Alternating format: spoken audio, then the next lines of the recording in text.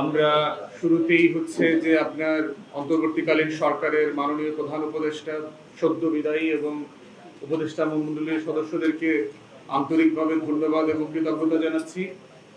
দেশের যেই সময়টাতে তারা দায়িত্ব নিয়েছেন এবং যেখান থেকে একটা গণতান্ত্রিক উত্তরণে তারা সহযোগিতা করেছেন, এটা এই জাতি অত্যন্ত কৃতজ্ঞ চিত্তে স্মরণ রাখবেন।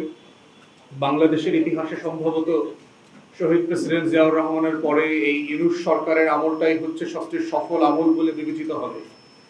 তো সেই জায়গাতে অবশ্যই অনেক ব্যর্থতা আছে, কোনো সন্দেহ নাই, কিন্তু যেই কনটেক্সটে ওনারা ক্ষমতা নিয়েছেন, দায়িত্ব নিয়েছিলেন, সেই জায়গা থেকে ওনারা যেই সফলতা দেখিয়েছেন সেটা অবশ্যই জাতির কৃতজ্ঞতা প্রকাশ করবার মতো।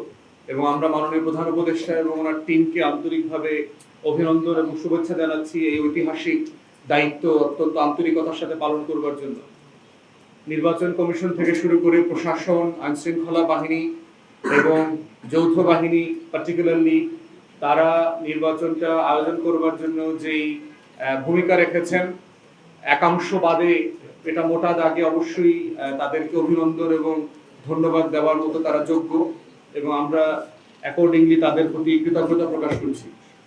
দ্বিতীয়ত হচ্ছে জনাব তারেক রহমানের নেতৃত্বে যেই নতুন বিএনপি সরকার গঠিত হয়েছে, আমরা এই সরকারকে অভিনন্দন জানাচ্ছি এবং অভিনন্দন জানিয়ে আমাদের প্রত্যাশাগুলো আজকে বলা এবং তাকে স্মরণ করিয়ে দেওয়াটাই হচ্ছে আজকের এই সংবাদ সম্মেলনের মুদ্রা উদ্দেশ্য।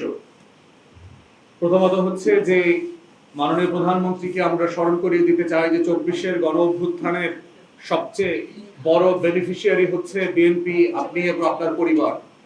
অথবা আমরা প্রত্যাশা করব 24-এর গণ আন্দোলনের যেই আকাঙ্ক্ষা ছিল, শত শত শহীদের মৃত্যু, শাহাদাত এবং সর্বশেষ শরীফ ওসমান হাদির যেই ত্যাগ, এই ত্যাগের মধ্য দিয়ে যে আকাঙ্ক্ষার সনদ আমরা সবাই স্বাক্ষর করেছি, সেই জুলাই সনদ যে আকাঙ্ক্ষার জন্ম ম্যান্ডেটের মধ্য দিয়ে তৈরি হয়েছে, সেটা যেন কোনোভাবে ভুলুণ্ঠিত না হয়।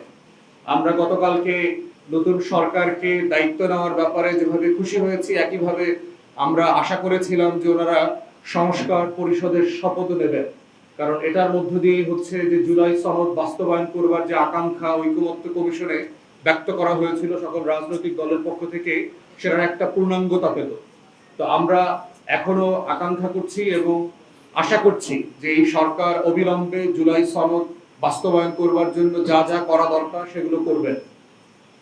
দ্বিতীয়ত হচ্ছে গত 1.5 বছর ধরে সংস্কার এবং বিচার, 2024-এর গণ অভ্যুত্থানে যারা মানবতা বিরোধী অপরাধ করেছেন, গণহত্যার দায়ে অভিযুক্ত হয়েছেন, সেই ধরনের অপরাধীদেরকে যে বিচারের মুখোমুখি করা হচ্ছে আইসিটিতে, সেই বিচার এবং বিভিন্ন ক্ষেত্রে যে সংস্কারের উদ্যোগ নেওয়া হয়েছিল অন্তর্বর্তীকালীন সরকারের পক্ষ থেকে, সেগুলো যেন অব্যাহত থাকে। আমরা বোধ করছি কোনোভাবে দলীয় সরকার সেই আকাঙ্ক্ষা থেকে যেন সরে না আসেন। বিচার এবং সংস্কারের এই দায় কোনোভাবেই পরিত্যাগ করা অথবা অ্যাভয়েড করবার মতো জায়গায় আমরা নাই। আওয়ামী লীগকে পুনর্বাসন করবার বিভিন্ন আকাঙ্ক্ষা বিভিন্ন জায়গায় আমরা দেখতে পাচ্ছি। বিচার ছাড়া সেই আকাঙ্ক্ষার ন্যূনতম বাস্তবায়ন করবার চেষ্টা করলে এই দেশের 24-এর ছাত্র জনতা কোনোভাবে মেনে নেবে না। এবং আপনাকে, মাননীয় প্রধানমন্ত্রীকে এবং তার দলকে স্মরণ করিয়ে দিতে চাই যে আওয়ামী ফ্যাসিবাদীদের দ্বারা সবচেয়ে যারা বেশি নির্যাতিত হয়েছেন, তার ভিতরে কিন্তু আপনি, আপনার মা এবং আপনার দল আছেন। অতএব জালেমদেরকে বিচার ছাড়া, জুলুমের হিস্সা নেওয়া ছাড়া কোনোভাবে পুনর্বাসন ক্ষমা করবার দৃষ্টান্ত ইতিহাস ক্ষমা করবে না, জাতীয় ক্ষমা করবে না, জুলাই অভ্যুত্থানের পক্ষের শক্তিও ক্ষমা করবে না।